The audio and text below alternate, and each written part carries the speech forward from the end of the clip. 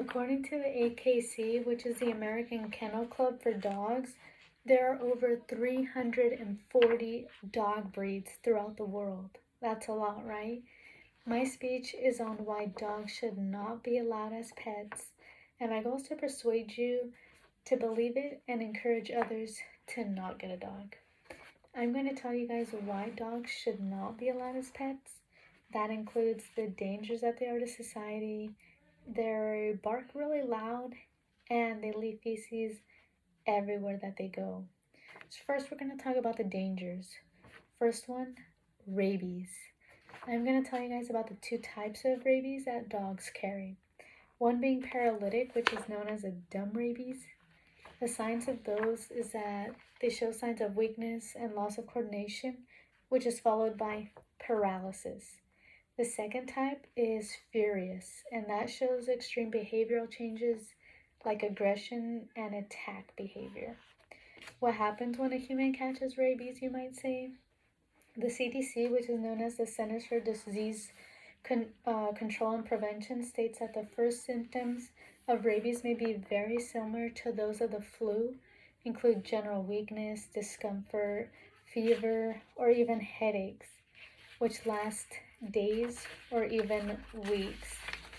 As the disease progresses, the person may experience delirium, abnormal behavior, hallucinations, hydrophobia, which is a fear of water. I didn't even know that existed, and insomnia, which is crazy, right?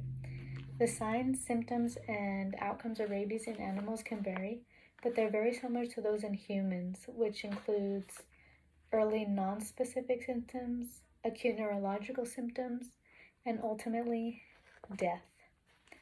Rabies actually kill more than 59,000 people a year, and almost half of those victims are children under the age of 15. Little kids, we kind of guessed it because little kids don't really know what they're doing.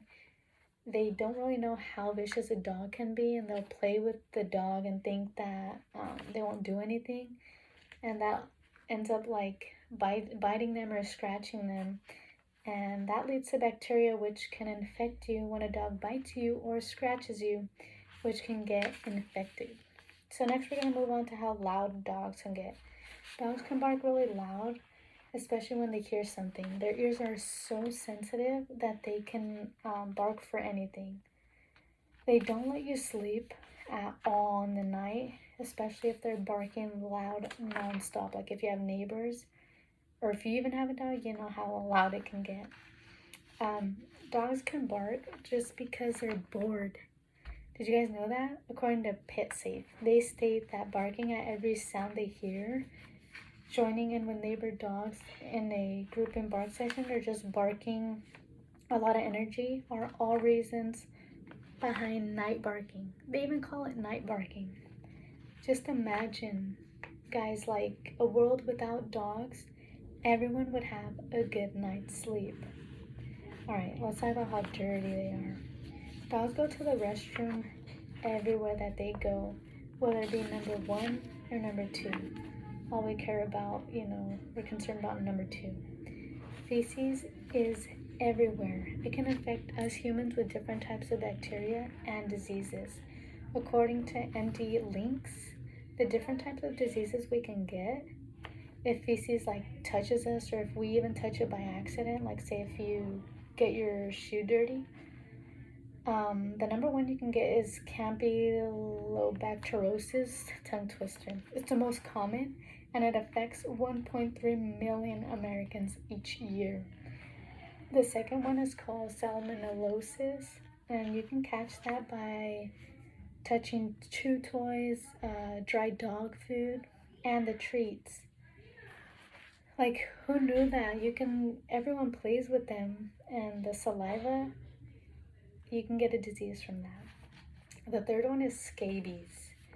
That's caused by microscopic burrowing parasites or parasitic mites. You can catch that if you sleep with a dog, or if the dog sleeps with you in your bed, or if you're on it in the couch, just like anywhere you are, if you're near it and you sleep with it, that's how you can get scabies. I was reading in the LA Times this article that 62% of dog owners pick up their dog feces. Only 62%. I also read that the U.S. Environmental Protection Agency suggests for dog owners to flush their feces down the toilet, which I don't think anybody really does. I mean, they'll pick it up and throw it in the trash, and then that trash goes to waste. That waste goes into the ocean, which causes pollution.